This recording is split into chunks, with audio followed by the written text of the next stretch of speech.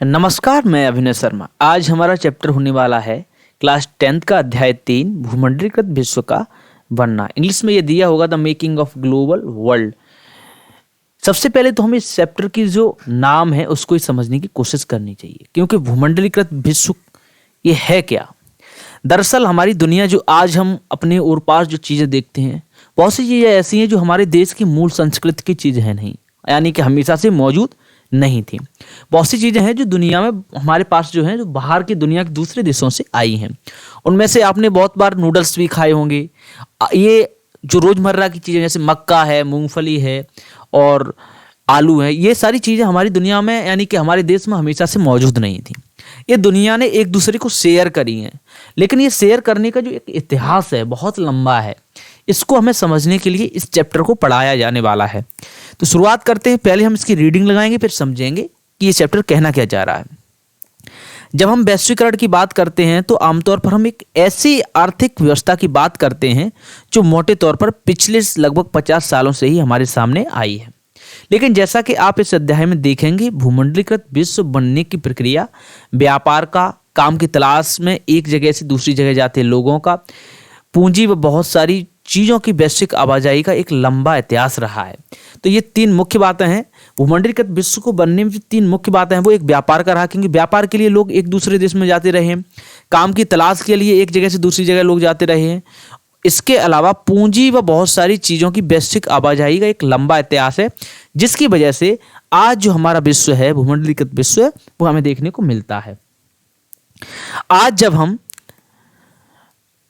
अपने जीवन में वैश्विक आपसी संपर्कों के बारे में सोचते हैं तो हम उन युगों के बारे में भी जानना चाहिए जो गुजरते हुए हमारी दुनिया में ऐसी बनी है। तो आज जो हम दुनिया देखते हैं, अगर इसके बारे में हमें खुशी का पल महसूस होता है तो हमें कम से कम अपना इतिहास भी पता कर लेना चाहिए कि ये हुआ क्या है। इसके बारे में इसमें हम चर्चा करेंगे। इतिहास के हर दौर में मानव समाज एक दूसरे के ज़्यादा नज़दीक आते गए। प्राचीन काल से ही यात्री, व्यापारी, पुजारी और तीर्थयात्री ज्ञान, अवसरों और आध्यात्मिक शांति के लिए या उत्पीड़न यातनापूर्ण जीवन से बचने के लिए दूर दूर की यात्राएं पर जाते रहे हैं। ये आप हाईलाइट कर लेना कि लोग क्यों दूर दूर की यात्राओं पर जाते रहे हैं। इतिहास के हर दौर में मानव समाज एक दूसरे के नज़दीक इसलिए आते गए हैं क्योंकि प्राचीन काल से ही एक तो यात्री दूसरे दूसरे देशों में जाया करते थे, जैसा कि आज हम देखते हैं बहुत सारे टूरिस्ट दूसरे देशों में जाते हैं, व्यापार के मतलब से जाते हैं व्यापारी, पुजारी लोग जाते हैं, तीर्थयात्री जाते हैं ज्ञान के अवसरों और आध्यात्मिक शांति के लिए या उत्पीड़न यातनापूर्ण जीवन से बचने के लिए दूसरी यात्राओं पर जाया करते थे।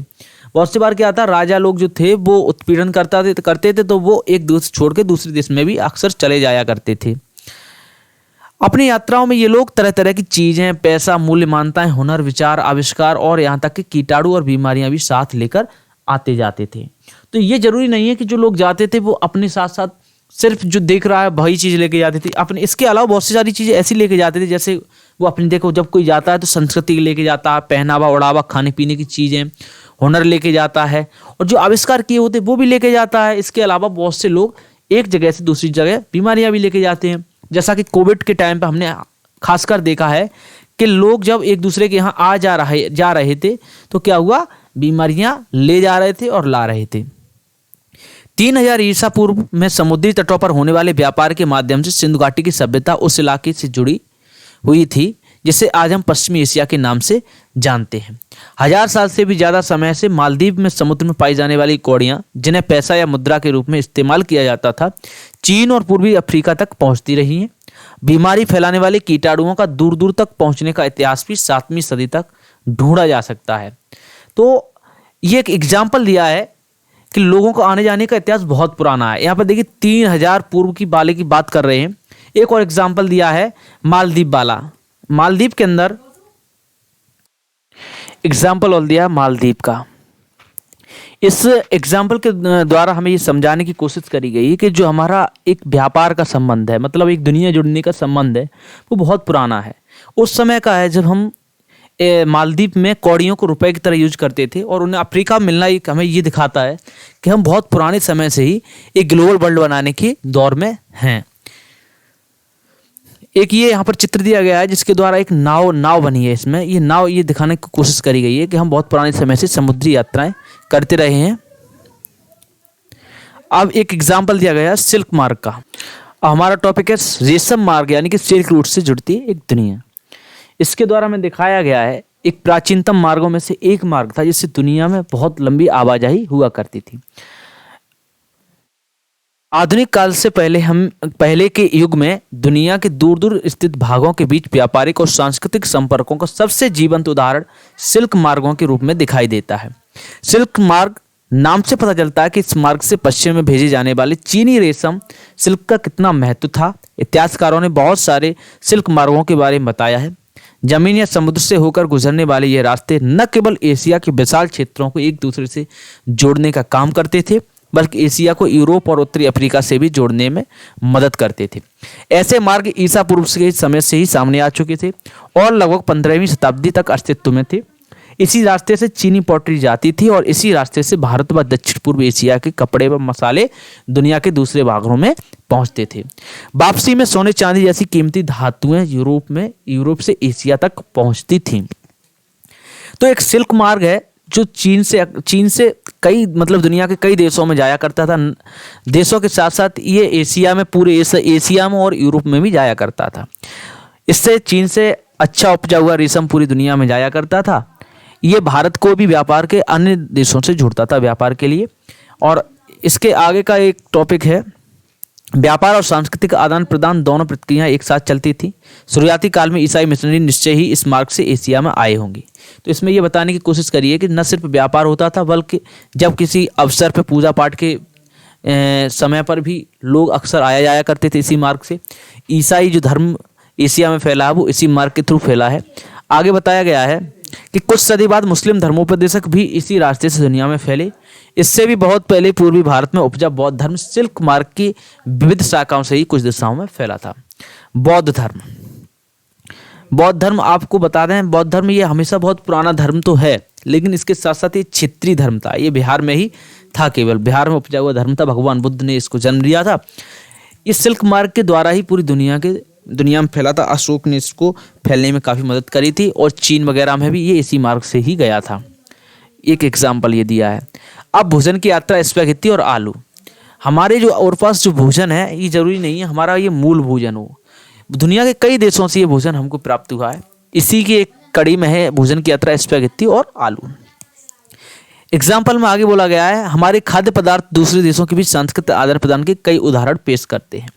जब भी व्यापारी और मुसाफिर किसी नए देश में जाते और अनजाने में नई फसलें के बीज भी ले आते थे। संभव है कि दुनिया के विभिन्न भागों से मिलने वाले झटपट तैयार होने वाले यानी रेडी खाद्य पदार्थ को भी साझा स्रोत रहे होंगे। आइए स्पैगेटी और नूडल्स का ही उदाहरण लें।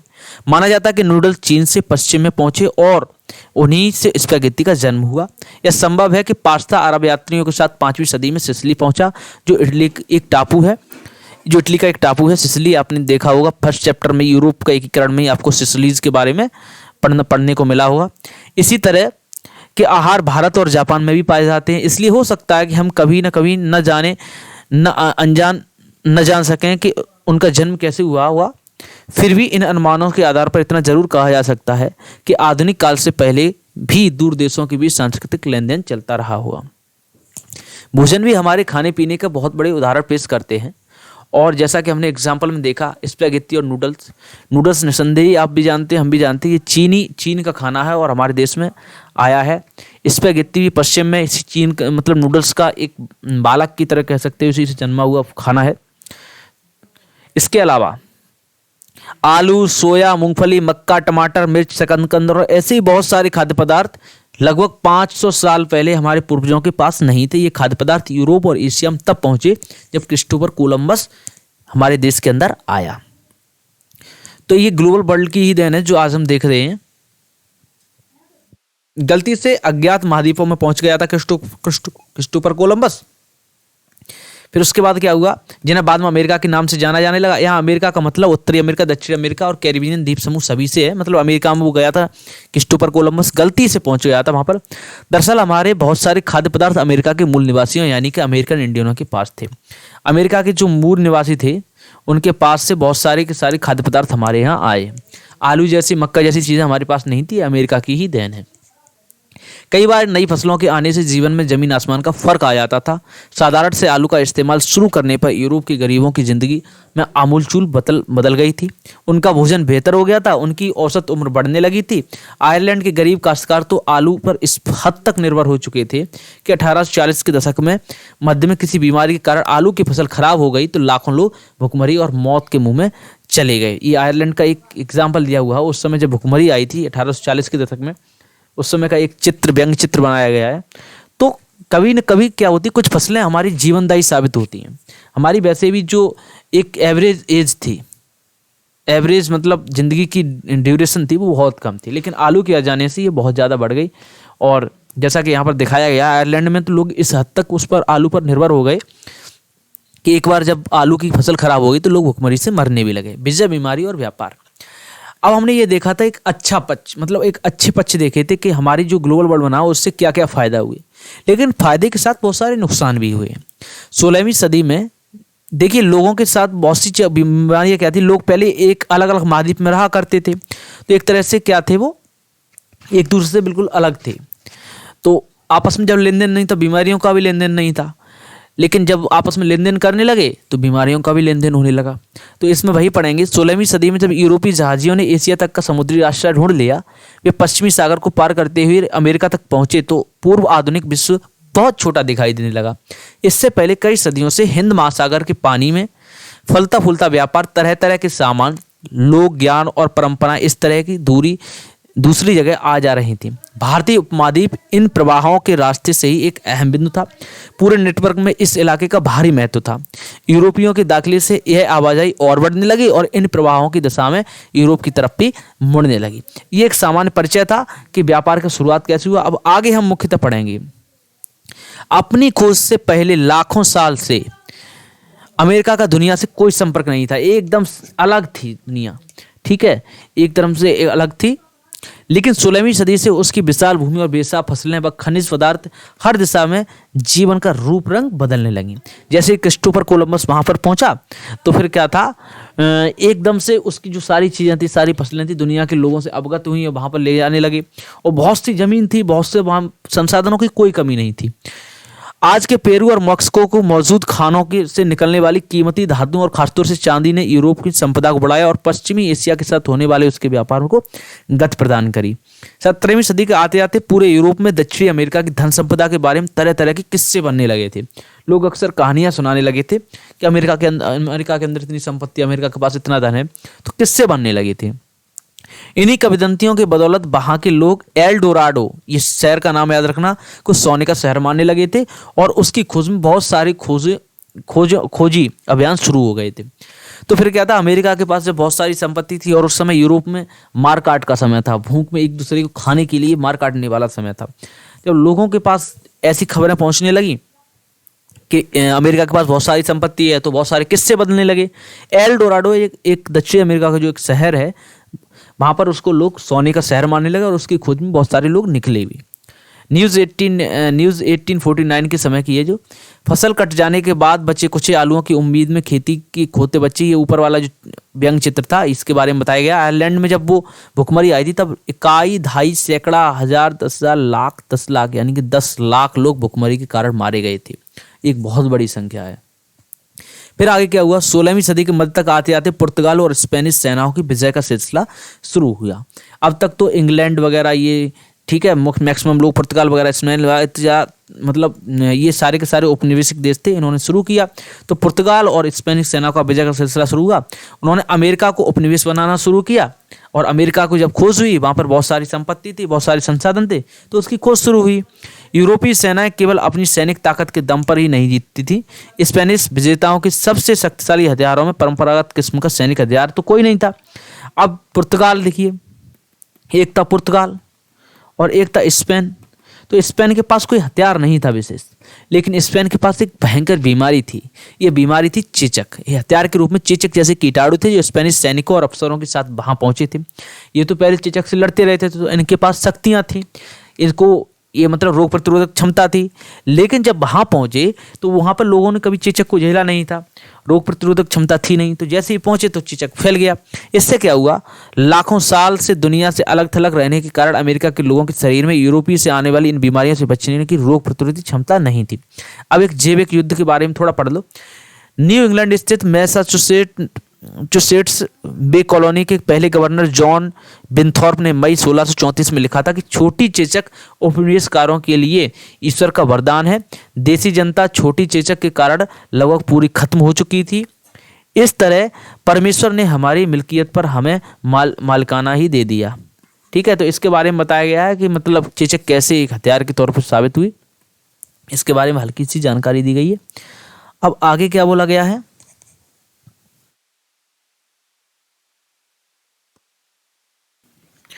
फलस्वरूप, एक मिनट पेन ले लूं। फलस्वरूप इस स्थान पर चेचक बहुत मारक साबित हुई। एक बार संक्रमण शुरू हो जाने के बाद यह बीमारी पूरे महाद्वीप में फैल गई। जहां यूरोपीय लोग नहीं पहुंचे थे वहां के लोग भी इसकी चपेट में आने लगे। इससे पूरे के पूरे समुदायों को खत्म कर डाला। इस तरह घुसपैठियों की जीत का रास्ता आसान होता चला गया। चेचक बहुत मार दिया भाई। देखो, बीमारी में एक तो बीमारी थी उनके पास, तो लड़ने के लिए उनके पास शक्ति नहीं बची, और दूसरा परंपरागत कोई उनके पास हथियार भी नहीं थे, और यूरोपियों के पास तो हथियार भी थे, तो पूरी तरह से वो निस्तो नाबूद हो चुके थे। अब यहाँ पर बताया गया है बंदूकों तो खरीदकर या छीनकर हमलावरों के खिलाफ भी इस्तेमाल किया जा सकता था।